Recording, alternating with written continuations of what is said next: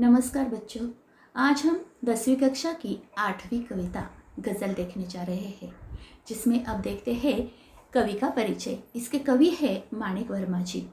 इनका जन्म 1938 उज्जैन मध्य प्रदेश में हुआ है। हास्य व्यंग के सशक्त हस्ताक्षर माणिक वर्मा जी वाचिक परंपरा में प्रमुख स्थान रखते हैं। हास्य व्यंग के प्रमुख हस्ताक्षर, इसका मतलब है कि ये हास्य व्यंग में जो लेखन होता है उसमें प्रमुख स्थान रखते हैं। उनका लेखन बहुत जाना माना है और वाचिक परंपरा में प्रमुख स्थान रखते हैं, मतलब इनका लेखन पढ़ने वाले वाचक जो है प्रमुखता से पढ़ते हैं, बहुत ज़्यादा तौर पर पढ़ते हैं। आपके व्यंग बड़े ही धारदार होते हैं, आपकी गज़लें बहुत ही प्रेरणादायी होती है। इन्होंने जो व्यंग कसे हुए होते हैं, इनका जो लेखन होता है वो उस व्यवस्था पर, उस स्थिति पर करारा व्यंग कसने वाला होता है। और इनकी जो गज़लें हैं वो जीवन के लिए बहुत ही प्रेरणादायी गज़लें हैं। इनकी प्रमुख कृतियाँ हैं गज़ल मेरी इबादत है, आखिरी पत्ता, आदमी और बिजली का खंबा, महाभारत अभी जारी है, मुल्क के मालिक को जवाब दो आदि जो है इनकी गज़लें है या इनका साहित्य है। इस पद्य में क्या है ये पद्य संबंधी में जानते हैं। प्रस्तुत गज़ल के अधिकांश शेरों में वर्मा जी ने हम सबको जीवन में निरंतर अच्छे कर्म करते हुए आगे बढ़ने के लिए प्रेरित किया है। कवि कहते हैं कि हमारे जीवन में अगर हम अच्छे कर्म करते चले जाए तो हमारा जीवन बहुत खूबसूरत होगा, और इसलिए हमारा जीवन अगर खूबसूरत होना है तो हमें हमेशा अच्छे काम करने चाहिए। इन्होंने संदेश देते हुए कहा है कि अपने रूप रंग से सुंदर दिखने के बजाय अपने कर्मों से सुंदर दिखना आवश्यक है, कि अपने रूप और रंग से हम खूबसूरत दिखने के बजाय हम अपने काम से सुंदर दिखे, हम अपने कर्म से सुंदर दिखे, ये इन्होंने कहा है। अब देखते हैं गज़ल। आपसे किसने कहा स्वर्णिम शिखर बनकर दिखो, शौक दिखने का है तो फिर नींव के अंदर दिखो। कवि कहते हैं कि आपको किसने कहा है कि बहुत बड़ी ऊंची इमारत है वो सिर्फ सुंदर दिखने के लिए है। अगर कोई ऊंची इमारत है तो वो ऊंची इमारत उसके नींव की वजह से है। इमारत बड़ी बनती है, इमारत खूबसूरत बनती है, इमारत टिकी हुई रहती है, वो किस लिए? कि उसकी नींव अगर पक्की है तो वो इमारत है। जैसे हमारा ताजमहल का ही उदाहरण अगर हमने लिया तो हमें पता चलता है इतना सुंदर ताजमहल जो दुनिया का एक अचरज है और दुनिया भर के लोग उसे देखने के लिए आते हैं। लेकिन ये ताजमहल, इसका वैशिष्ट्य क्या है? तो इसकी नींव बहुत अच्छी है, इसलिए ये आज भी डटकर खड़ा हुआ है। इसलिए अगर हमें भी समाज में प्रशंसा चाहिए, हमें भी वाहवाह चाहिए, तो ये प्रशंसा, ये वाहवाही, ये प्रगति हमें यूं ही नहीं मिलने वाली। हमें उसके लिए अच्छी तरह से कर्म करने चाहिए। जैसे ऊंची इमारत सुंदर खूबसूरत मंजिलों के नीचे एक डटी हुई एक पक्की नींव होती है, उस तरह हमारी प्रशंसा, हमारी प्रगति के पीछे हमारे सुंदर कार्य छिपे हुए रहते हैं। अगर हम डटकर सुंदर कार्य करें, अगर हम निरंतर अच्छे काम करें, कर्म करें, तो हमारी प्रगति निश्चित है। हम बहुत प्रशंसा के पात्र हो सकते हैं। इसलिए प्रशंसा पानी है, इसलिए कार्य नहीं करना है। कार्य करते रहो, अच्छे कार्य करते रहो, प्रशंसा अपने आप ही मिल जाएगी। दूसरा शेर है, चल पड़ी तो गर्द बनकर आसमानों पर लिखो, और अगर बैठो कहीं तो मील का पत्थर दिखो। अगर गर्द चल पड़ी है, गर्द यानी धूल, हम अपने मंजिलों की ओर चल पड़े हैं, हम अपने मंजिल की ओर आगे निकल गए हैं, तो हमें कैसे चलना है? इतने जोर शोर से हमें इतने अच्छी तरह से आगे बढ़ना है कि जिस तरह से आंधी उठती है, आंधी कैसे जोर से आती है और वो धूल सारे आसमान पर छा जाती है, उस तरह हमारे काम भी ऐसे होने चाहिए कि सारे आसमान पर, सारे दुनिया पर हम अपने कार्य के माध्यम से छा जाने चाहिए। हमारे कार्य के माध्यम से अपना नाम इस दुनिया में बड़ा करना चाहिए। आसमानों पर लिखो मतलब हमारा नाम इस दुनिया में बड़ा करना है, तो आंधी की तरह हमें अपना कार्य करते रहना चाहिए। हमारा कार्य इतना ज़ोर शोर से चलना चाहिए कि सारी दुनिया में हमारा नाम होना चाहिए। अगर बैठो कहीं तो मील का पत्थर देखो। अगर हम सही रास्ते से जा रहे हैं तो हमें मील के पत्थर मिल जाते हैं। अगर हम रास्ता भटक गए, कहीं जंगल में भटक गए, तो हमें कोई मील का पत्थर नहीं दिखता है। इसलिए अगर हम सफ़र कर रहे हैं, किसी गांव के लिए हम पहुंच रहे हैं, तो हम क्या देखते हैं कि इस रास्ते में कोई मील का पत्थर मिलता है क्या। और अगर कोई मील का पत्थर मिल गया तो हम क्या सोचते हैं कि चलो हमारा जो रास्ता है बिल्कुल सही जा रहा है, और इसलिए हम निश्चिंत होकर आगे बढ़ते जाते हैं। उसी तरह हम अपने जीवन में भी अगर कार्य करते हुए आगे बढ़ रहे हैं तो हम अगर थोड़ी देर के लिए विश्राम लेते हैं तो उस विश्राम के दौरान आते हुए हमसे भेंट होते हुए लोगों के लिए हमारा मार्ग जो है वो पथदर्शक हो, हमारा रास्ता जो है वो मार्गदर्शक बने। लोग कहे कि नहीं, ये व्यक्ति सही रास्ते पर जा रहा है, हमें भी इस रास्ते का आदर्श रखकर अपनाना चाहिए। इसलिए हमारा कार्य ऐसा हो कि हम सारी दुनिया पर छा जाए। और अगर हम विश्राम लेते हैं थोड़ी देर के लिए तो उस विश्राम के समय हमें दूसरों के लिए मील का पत्थर बनना है, मार्गदर्शक बनना है। सिर्फ देखने के लिए दिखना, कोई दिखना नहीं। आदमी हो तुम तो आदमी हो तुम अगर तो आदमी बनकर दिखो। सिर्फ देखने के लिए कोई दिखना नहीं है। बहुत खूबसूरत दिखते हैं हम, सुंदर दिख रहे हैं, लेकिन अगर हमारे कार्य कोई नहीं है, हमारी प्रगति नहीं हो रही है, हम आगे नहीं बढ़ रहे हैं, तो वो दिखना निरर्थक है। अगर हम इंसान हैं तो हमें इंसान बनकर दिखना चाहिए, हमें आदमी बनकर दिखना चाहिए।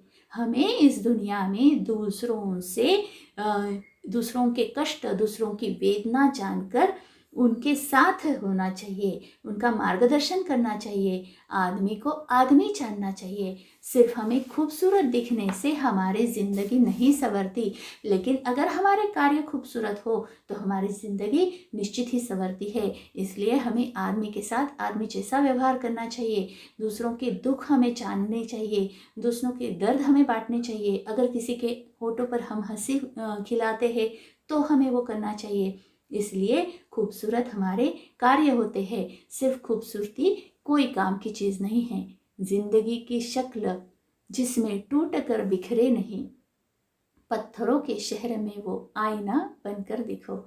जिंदगी की शक्ल ये जीवन है, और ये छोटे से जीवन में हमारे सामने ये जीवन बिताते हुए बहुत सारे कठिनाइयाँ आने वाली है, बहुत सारे कष्ट हमें सहने पड़ने हैं। और इन सारे कठिनाइयों में, इन कष्टों में हमें टूटकर बिखरना नहीं है, बिल्कुल भी बिखरना नहीं है। क्योंकि ये जिंदगी मानो एक पत्थरों का शहर है। क्यों पत्थरों का शहर? मतलब कठिनाई, कष्ट देने वाला, वेदना देने वाला शहर है, निष्ठुर है, निर्मम है।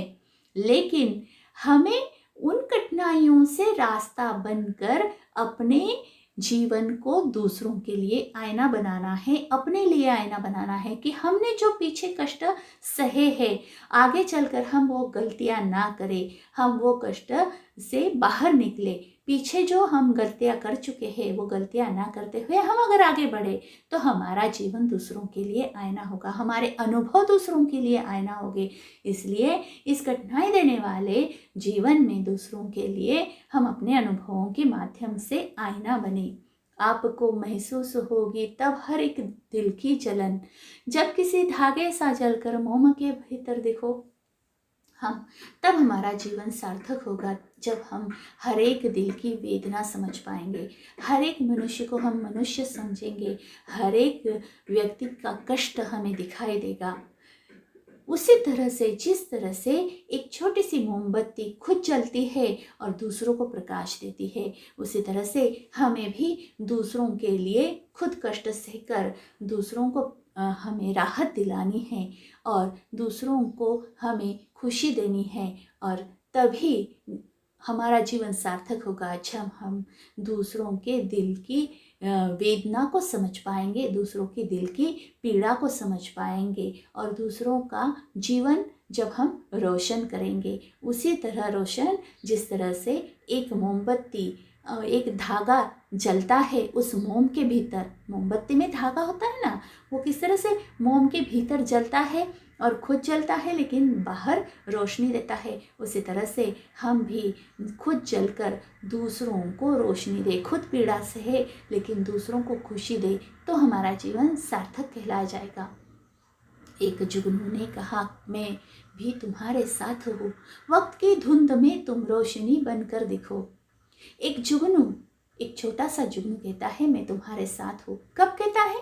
जब बहुत अंधेरा छा जाता है, हम रास्ता भटक जाते हैं, तो वो छोटा सा जुगनू है, उसकी रोशनी है, वो हमारा मार्गदर्शक बन जाती है। वो जुगनू दिखाई देता है तो हमारे मन में राहत आती है, धाड़स बनता है। तो एक जुगनू ने कहा, मैं भी तुम्हारे साथ हूँ। कि एक जुगनू जो है छोटा सा, वो भटके हुए राही को राह दिखाता है, मार्ग दिखाता है और कहता है कि मैं तुम्हारे साथ में हूँ। तो वक्त की धुंध में तुम रोशनी बनकर दिखो। ये वक्त भी ऐसा ही है, बहुत पीड़ा देने वाला है, बहुत कष्ट देने वाला है। इस जिंदगी में बहुत सारे कष्ट आने वाले हैं और इस धुंध में तुम्हें रोशनी बनकर दिखना है। इस अंधेरे में तुम्हें अपने जीवन के माध्यम से दूसरों के लिए मार्गदर्शन करना है, दूसरों के लिए रोशनी देना है, तब तुम्हारा जीवन सार्थक होगा। उसी तरह से जिस तरह से भटके हुए राही को एक छोटा सा जुगनू हौसला बंधाता है अपनी रोशनी के माध्यम से, उसी तरह हमारे जीवन में हमारे साथ आए हुए लोगों को हमें भी योग्य राह दिखानी है। उनके कष्टों भी अगर हम दूर कर सकते हैं तो दूर करने हैं। एक मर्यादा बनी है हम सभी के वास्ते, गर तुम्हें बनना है मोती, सीप के अंदर देखो। हमारे जीवन में एक बहुत मर्यादित हमारा जीवन है, एक बहुत छोटा सा हमारा जीवन है और हम सभी के लिए ये जीवन बहुत महत्वपूर्ण है, बहुत सुंदर करना चाहते हैं। लेकिन ये जीवन कैसे सुंदर होगा? ठीक उसी तरह से जो सीप के अंदर खूबसूरत मोती होता है। हमारा जीवन एक सीप की भांति बहुत छोटा और बहुत मर्यादित है, लेकिन सीप के अंदर जो मोती होता है बहुत खूबसूरत होता है। उसी तरह इस जीवन में हमारे कर्म बहुत खूबसूरत होंगे, बहुत सुंदर होंगे। इस तरह से हमें भी इस छोटे से जीवन में हमारे कर्मों से हमें चमकना है। हमारे कर्म अनमोल होने चाहिए उस मोती की तरह, हमारे कर्म सुंदर होने चाहिए मोती की तरह। डर जाए फूल बनने से कोई नाजुक कली, तुम न खिलते फूल पर, तितली के टूटे पर देखो। डर जाए फूल बनने से कोई नाजुक कली, इस जीवन में कोई नाजुक कली, कोई अबला आगे बढ़ने से डरती है तो हमें उसका हौसला बढ़ाना है, उस तितली की तरह जो फूल का हौसला बढ़ाती है खिलने के लिए, कली का हौसला बढ़ाती है खिलने के लिए, और उसके लिए कांटों में अटक कर उसके पर भी टूट जाते हैं, लेकिन फिर भी वो दूसरों का हौसला बढ़ाती है। हमें भी थोड़ी बहुत क्षति भी पहुँचे तो कोई फ़र्क नहीं पड़ना चाहिए, लेकिन दूसरों का हौसला हमें बढ़ाना चाहिए। किसी नाजुक कली को हमें हौसला देना चाहिए इस ज़िंदगी जीने के लिए। कोई ऐसी शक्ल तो मुझको दिखे इस भीड़ में, मैं जिसे देखूं उसी में तुम मुझे अक्सर देखो। ये ज़िंदगी में बहुत सारे लोग हैं, अनगिनत लोग हैं, अनगिनत लोगों का आना जाना है और इस भीड़ में मुझे तुम्हें देखना है। हे ईश्वर, मुझे तुम्हें देखना है। मैं जिस किसी को भी देखूं तो मैं तुम्हें देखना चाहता हूँ। और ये ईश्वर कौन है? हमारी मेहनत, हमारा कष्ट। तो ये हमारी मेहनत, हमारा श्रम जो है ये ईश्वर है, और इस ईश्वर को अगर हम पा लेते हैं तो हम अपने जीवन को सार्थक बना लेते हैं, हम अपने जीवन को बहुत अच्छा बना लेते हैं। तो बच्चों, इस गज़ल का अर्थ आप सब समझ चुके होंगे। आप इस चैनल को लाइक और सब्सक्राइब करना नहीं भूलिएगा, क्योंकि अगला वीडियो आप तक आसानी से पहुंच जाए।